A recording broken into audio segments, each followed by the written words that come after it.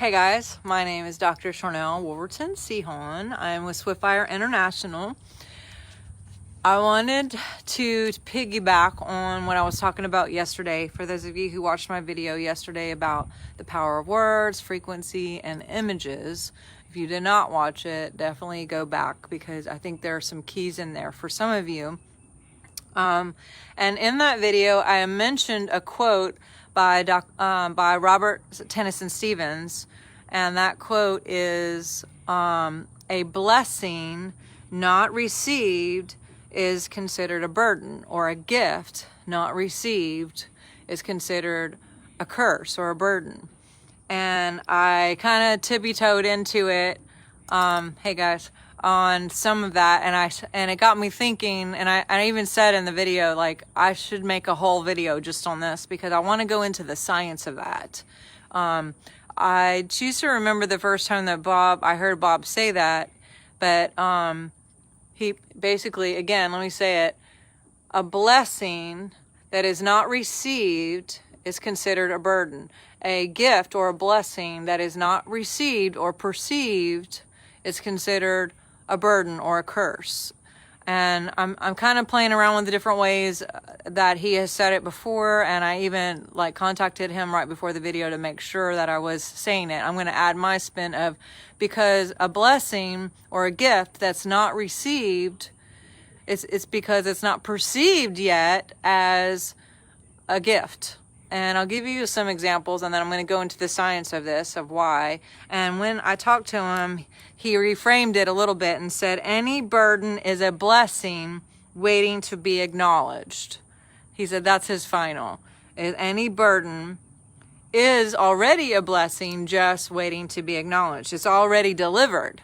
So let me give you a little bit of a connection or an anchor to that, just so I can help you guys facilitate, because I really believe that there's some of you who are in this space right now where something maybe looking different than how you perceived or how you had hoped things to work out, but it doesn't make it anything less than a gift and a burden. A gift and a blessing, not a burden. When I went through my health crisis, most people could look at that and say, oh my God, that's terrible. I can't believe that happened to you. Or I could have even went into fear mode and saw it as a burden. And I'm not going to tell you that I wasn't 100% seeing it as a burden at the time, because it did feel heavy. It felt scary. I felt scared, I should say. I felt scared.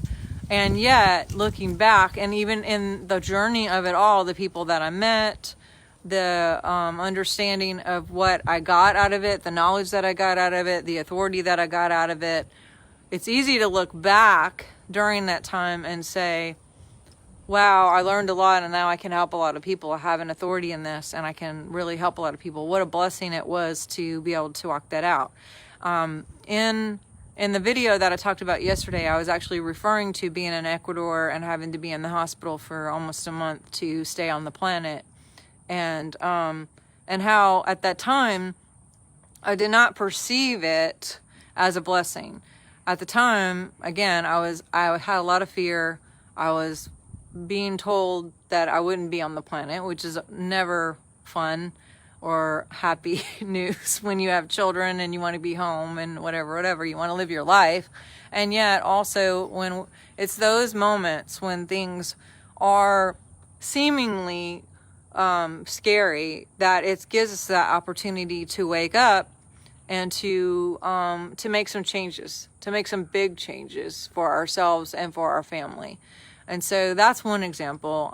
Another example is, I've kind of been out of the religious communities for quite a while, and felt called to kind of step back a little bit. And I had been in full-time ministry. I'm still in full-time ministry, but I had been in full-time ministry in a different way, and now it's more of a redefined audience, a redefined awakening, a redefined me in this space that I'm in right now. And for years and years and years, I was very caught up in the programs and caught up in the organized religion. And there's nothing wrong with that. But when I began to wake up and start seeing, what the real scriptures are saying, what the Hebrew, the Greek is, some of the programs that are within the church, there was a little bit of like, oh my gosh, not only did I believe that, but I taught it, and how much lost time was there, and how much, there was a lot of emotions involved. There was like a little bit of anger because I'm like, I can't believe that anyone taught me this. I can't believe I believed it. And then there was also that sad, just like losing time and things like that. So now I can look back and go, oh my gosh, I'm so glad that I actually was in that, because I learned a lot. I met a lot of people. It's a part of my story. It's a part of me. And it probably most likely saved me from being like a drug dealer or something, or just completely making really bad choices with my life. Because if religion did anything for me, it kept me pure as far as my physical body and who I chose, like my life choices as far as that. And also, most of it was fear-based, because I was so afraid to do anything wrong, for fear of going to hell, or having other people assume that of me or whatever. But thank God, I can look back and say, thank God that I had organized religion at that moment, because it kept me in some way from making other choices. Now, again, it was all fear-based, but for me, I'm not saying for everybody, but for me, it was fear-based, and not wanting to be wrong and wanting to be perfect and wanting to, do whatever, but it still kept me. So now I could look back and go, that was a gift. It's not where I am, but I don't judge anybody who's there. I love everybody's journey, and I love where everybody is going and what they're doing and the choices they're making, and I can be an observer and appreciate my life and where that journey got me to. And you know what? I'll probably look back a month from now, 2 months from now, a year from now, 3 weeks from now, maybe even tomorrow, and go, oh my God, what was I thinking doing this video? Like, because there's such an escalation right now of a wake-up time. And so if we can look at every single thing that we're going through right now, like even the tornadoes that came and tornadoed our house a few weeks ago, we can all look at everything where we're at, and we could see it as a burden, or we can see it as an awesome opportunity to wake up, to make new choices, to meet some great people along the way, to interact with people maybe that we wouldn't have any other way, and to look for the gift in everything, just to completely be expecting gifts and miracles in every moment of every day with everything that we're doing, whether it's traffic or a delay in whatever you're doing, a seemingly perceived delay in whatever, whether it's, anything less than love that's happening. If we can look at all of those things as gifts and have the perception that it's gifts, then we're going to have a lot better outcome than the opposite. Now, let's look at the science of that for a second, because, again, I'm going to say it, a gift not received as a gift will always be a burden. A gift or a blessing that is not acknowledged or received as a gift is a burden. Let's look at the science of that. Why would it end up being a burden? Why would it end up being a curse?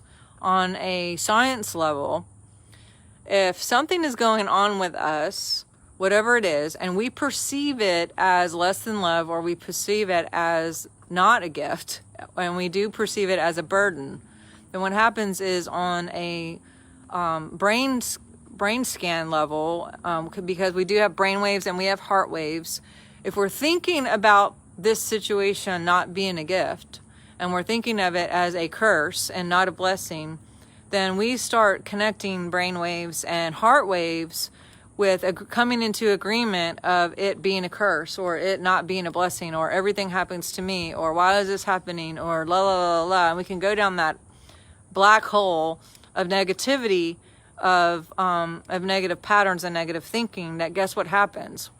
All that we think about and all that we feel, especially with feeling, because the heart waves are the biggest generator. The brain waves have pretty good waves, but this is like 60,000 times more than the brain.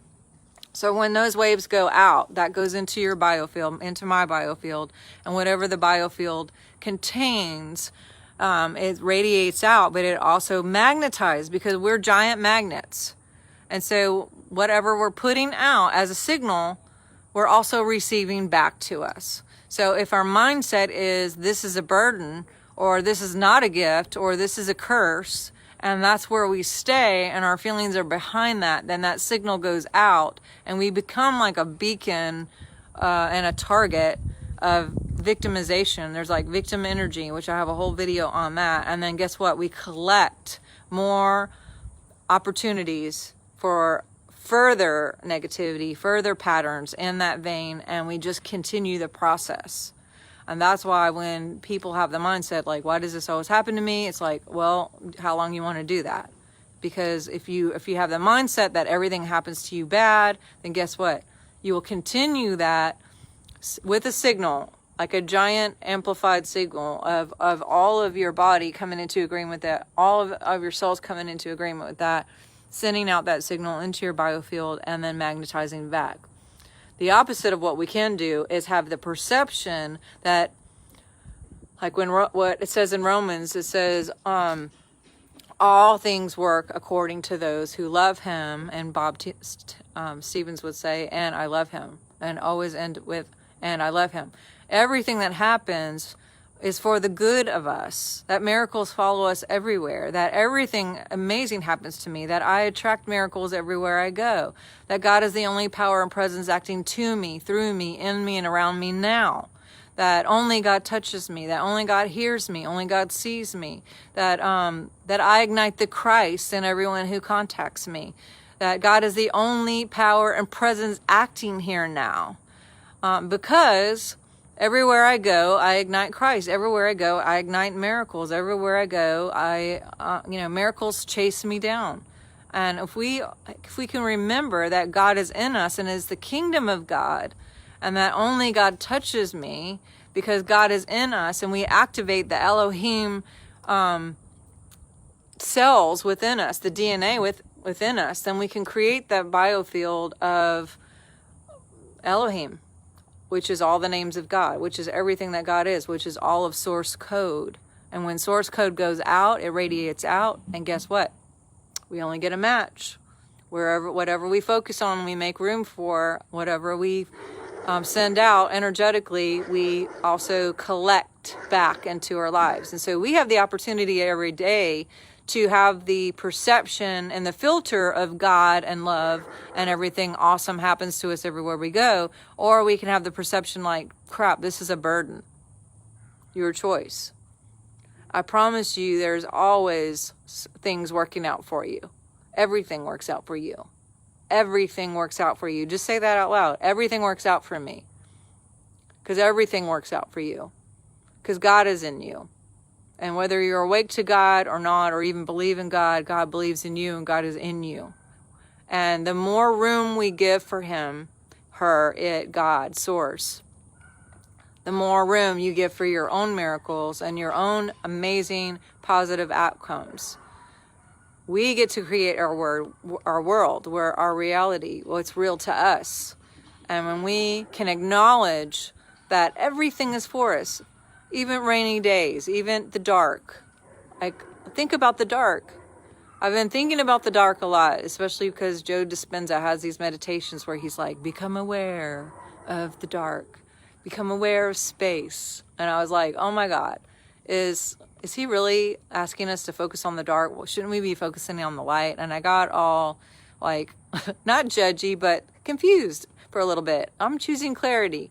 And I just kept saying, what is the benefits of dark? There's got to be benefits of dark if he's asking us to focus on the dark. And guess what? Think about it. God created light when he created the earth. When the earth was here, he created light, and he also had time for dark. If God wanted the whole 24 hours to be light, then he would have just made the whole thing light, and we would never have dark. But yet he allowed dark. Why did he allow dark? Why, when we close our eyes, did God choose it to be dark when we close our eyes? Why didn't he choose rainbow monkeys to be the background of our eyelids? He chose dark. So it gave me this whole like, okay, what is it about the dark that gives us a science benefit? And when we are in dark, there are so many things that happen on a science level. Our immunity picks up. We got melatonin and different things, HGH, which is the human growth hormone, which, helps us to recalibrate and heal ourselves. There's so many things that happen in the dark, which is why it's super good for us to go to sleep, especially between 10 and 12 o'clock, because if you could be sleeping between 10 and 12, that's when the HGH levels are the highest. Most of us are not, me, but 10 to 12 p.m. is when your HGH can be the most. And being in the dark, that means not having the TV on. That means not having a night light on. That means not having your computer or your phone up until blue light, whatever. So, but yes, there's benefits to the dark. So how do we apply that to our everyday living? There are benefits to us going through what we go through in life too. It makes us stronger. It helps us to remember. It helps us to acknowledge that we have good days too, and how great those great days are.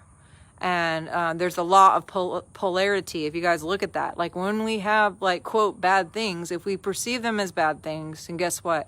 We get the outcome of more bad things. And if we can remember that God's in us and he's completely moving through us, living through us, and that great things always happen to us, and God is the only power and presence acting here, and that all good things happen according to those who love him, and I love him, then we get to expect that there's somehow something good stuff in the middle of it.